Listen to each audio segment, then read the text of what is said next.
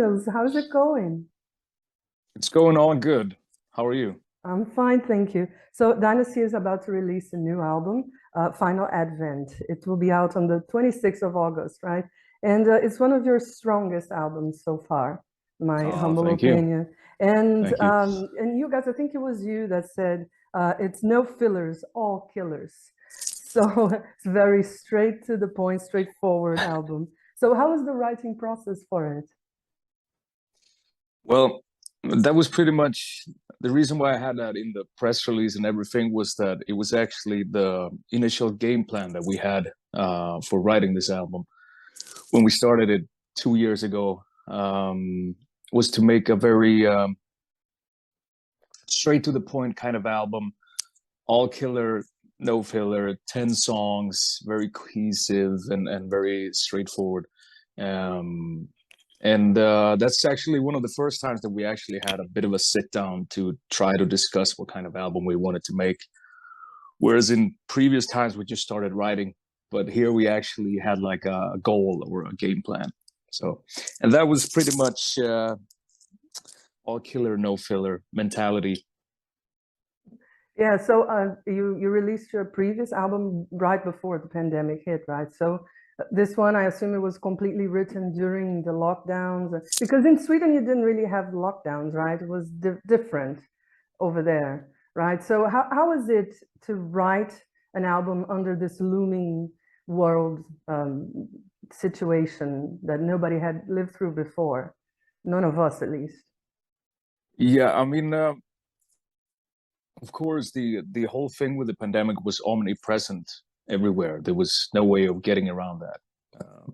It was the same for everybody in the whole world. But in terms of writing, it really didn't impact us in any way, I would say, because, like you said, we didn't have those kind of lockdowns or those kind of restrictions where you could not visit one another, for example. So we could still see each other and write together and demo the songs just as we have done in the past. I think the only effect it had was the fact that there was really nothing else you could do at the time. You could not tour, you could not even plan for touring, you could not do any kind of normal work besides writing. So that just gave us a little bit extra focus and determination to work really hard on writing, because that's the only thing at the time that you knew that you could do. Yeah, and so how was the recording and the mixing process for this album? Was it affected? Because I understand the drums were recorded in Denmark, right? Correct. That's also I don't think it would have been any different would it not have been a pandemic. We would have done it more or less exactly the same way anyway. Mm. So we recorded the drums in Denmark, and then we recorded the rest, all of the rest, in our own home studios, which is the same thing that we did for the previous album, The Dark Delight, as well. And then the mixing was done by Jacob Hansen down in Denmark, and we just did that from distance, and did the same thing with the previous album. So more or less the same process. So in that sense, it wasn't really affected by the pandemic in any way. Yeah, that's good. So let's dig deeper into the album and into the meaning of the songs, if you don't mind. So some of the songs are like stories that you're telling, right? And all the songs are very inspirational, a bit philosophical. So how do these two things come into play? And when you get inspired to write music, especially lyrically, because do you write all the lyrics yourself? Yes. Yeah. So please. Yeah, I mean, the main thing that I try to go for when writing lyrics for a song is to try to find something that amplifies the music or speaks directly together with the music.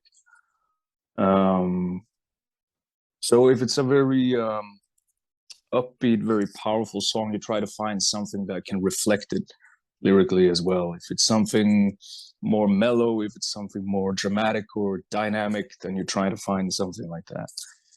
And what I usually do is I don't try to overthink lyrics, because when if you do that, you can sort of write yourself into a corner a little bit and miss the cornerstone of what makes lyrics work together with the music. And so usually for me, it just starts with some phrase that comes naturally out of me when listening to the music or listening to the melody. For example, speaking of naturally, when we were writing the song Natural Born Killer, there was this phrase at the start of the chorus that just jumped out of me, which was natural born tendencies, and then fill in with dancing a dance with fatality. And then you start to picture something, and you start to find a theme of the song, and then you start writing it for real. And my method is primarily to find something that gels and synchronizes with the music and makes the music even more, or amplifies the music and gels with the music. And then you just try to find some theme. And I just try to find something that is, I don't know, somebody told me that my lyrics are universally relatable. And I thought I have to steal that phrase, because that's pretty much what I try to go for. Something that everybody out there can relate to. Yeah, and it's true, because I guess everybody can relate to those lyrics, you know, especially the ones that are, as I said, more philosophical, like Power of Will. And especially when the song came out, you know, because everyone was dealing with, it was, I guess it was in December that it came out. Yeah, December correct. Last year. So everyone was dealing with something complicated right after the time the song came out, because the Omicron was hitting, at least here where I live. And so I guess that kind of, and as good music goes, when it's inspirational, it also helps people cope with situations of the real world, right? Yeah, that was the main goal with that particular song, or that particular lyric, as a matter of fact. It was one of the first songs that we wrote for the album, so almost 2 years ago. And the pandemic was in its first phase, first 6 months or whatever. And I just felt that instead of writing something directly about it, something that once this song comes out, people will be so sick of it, they don't want to hear anything more about talking about the current situation. Instead, writing something that can be uplifting, or something that people can draw power from. And the fact that despite circumstances, despite how things are looking at the moment, you can always rely on your own strength and the power of will and the power of belief to get through it. So that was the main idea with that song, was to have it come out. If it would be still during the pandemic or right after it, it wouldn't make a difference. Yeah, and it can be, as you were saying, can be relatable, and also in other situations, right? When someone's going through any adversity in their life, not necessarily related to this. So, and then there's the ballad, the power ballad. I loved it. Yours. It was one of the singles also, and it's rightfully placed right at the top of the album, and it's the second track, right? I guess. So it's really beautiful song, and your vocals, oh my God, it's soaring to great places. So yeah, so how was that one? Because that was one that really spoke to me, because it reminded me, I felt a bit nostalgic listening to that song, like older songs from like the late 80s, early 90s that I used to listen to back then when I was a kid, you know. Yeah, right. I think I just felt that, well, this album, in terms of balance and dynamics, it would definitely need a more dynamic or mellow song, perhaps. And you can call it a ballad, a power piece, or whatever. But I don't know how to really nail down what kind of song it is. But for me, it's just another a necessary song on the album, and a very beautiful song as well. Yeah.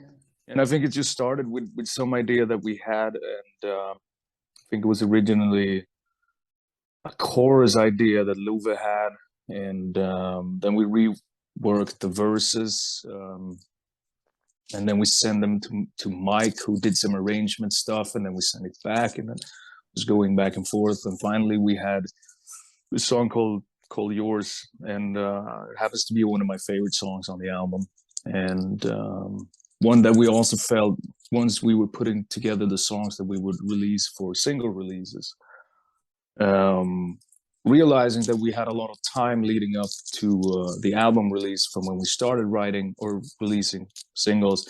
We knew that we would have at least 4 singles to release, and then it felt quite natural to have Yours be one of the singles to show off the different aspects of the band and the different aspects of the album itself. Yeah. And let's talk about the cover artwork. It was done by a Brazilian artist, right? Gustavo Sazes, I think that's his last name. Yeah. Yeah. So it's very interesting. There's this bird of prey, and there's a lot of movement. I really loved it. So there's also like this balance, as you were saying about the songs. There is a balance in the image. It's sort of of course, in different tones, but like a yin and yang kind of balance, really. That's the word, right? Mm-hmm. I have to repeat myself. Sure. Yeah. So what can you tell us about how the image came by, or was it completely the artist? Did you guys have anything, any input in it? And yeah, I mean, we worked with Gustavo now for a couple of albums. He's done our previous 2, and like with the Dark Delight cover, for example, I just told him about the themes of the album title and that song as well. And then he just pretty much said, give me a couple of days and I'll give you something, and then you tell me what you think. And he pretty much gave me the full album cover, and I said, okay, that's fantastic, you nailed it. So with this album, I pretty much did the same. I talked a little bit about the album title and the themes of many of the songs on the album, and a little bit about the song Advent itself. And he pretty much came up with the rest. And I didn't want to really intervene saying stuff like, yeah, I imagine this kind of stuff, because then I think that I would just get in the way of his creation. And he's much better suited thinking in album cover ways than I am. So this is his idea. We talked a little bit about the album itself, but otherwise than that, he knows the band. He's a fan of the band. He's listened to our album, so he knows what kind of music we make. And I think that it just exemplifies this with his album cover in the best possible way. Yes. Excuse me. So let's talk about your sound as a band, like as a whole. So I realized it started out a little different than where you guys are now, right? You had a more hard rock, pure hard rock feel in the beginning, in the first couple albums, but now it's more worked. It's like there's more, not that it wasn't before, you know what I mean? But in terms of production, it's like it's almost more orchestral in a way. I know there's no orchestra there, but with the keyboards and everything, there's a fuller sound. That's the word I was going for. There's a fuller sound. So to me, it kind of evokes AOR, except faster, like AOR on steroids. Like I think of Europe, I think of Journey, but faster, and that I want to jump to, and dance. So do you guys get inspired by these older bands? Because I do sense some nostalgia, as I said before, in your music. So that's where it takes me back. It takes me back, but I don't know if it takes other people back, or you guys. So what can you tell me about that your sound? I mean, we happen to be in this band 5 guys who grew up listening to the least modern music at the time when we grew up in the 90s. So we all listened to all the classic hard rock bands from the 70s, 80s, and this was the last thing that kids would listen to in Sweden or in basically any place in the 90s. But for some reason, we all did that. So we sort of have that in our blood. And still to this point, my favorite bands of all time all stem from the 70s and 80s, classic hard rock bands. But we also have listened to all the modern music that have followed ever since. And what we did with our first stuff was that it was primarily retro hard rock. But we realized the restrictions of writing within this genre and wanted to experiment more with more modern stuff, and especially on other kinds of arrangements. Mm. So nowadays, I would say that we are a pretty good blend of the good stuff from the old days and a lot of contemporary stuff. And nowadays, also we incorporate a lot of influences from older stuff that is not necessarily hard rock or heavy metal. I mean, anybody who would listen to our latest single, The White or Natural Born Killer, would notice that there's some ABBA influences there, which is retro music but from another genre. And we take some, there is in yours, the arrangement, there's a lot of contemporary film score kind of Hans Zimmer vibes there. So there's, you know, all kinds of contemporary influences combined with a lot of stuff that we grew up listening to. Yeah, you mentioned The White, which was the last single that came out. It was last week, right? So I noticed that it was like a story that was told over different albums, right? It was the gray, the black, and the white, if I'm not mistaken. So it reminded me of a band that has, the sound has nothing to do with your sound, but tell me if you like them. Do you guys like Dream Theater? Because they do that a lot. They have these songs that, right, in one album, then in the other, then in the other.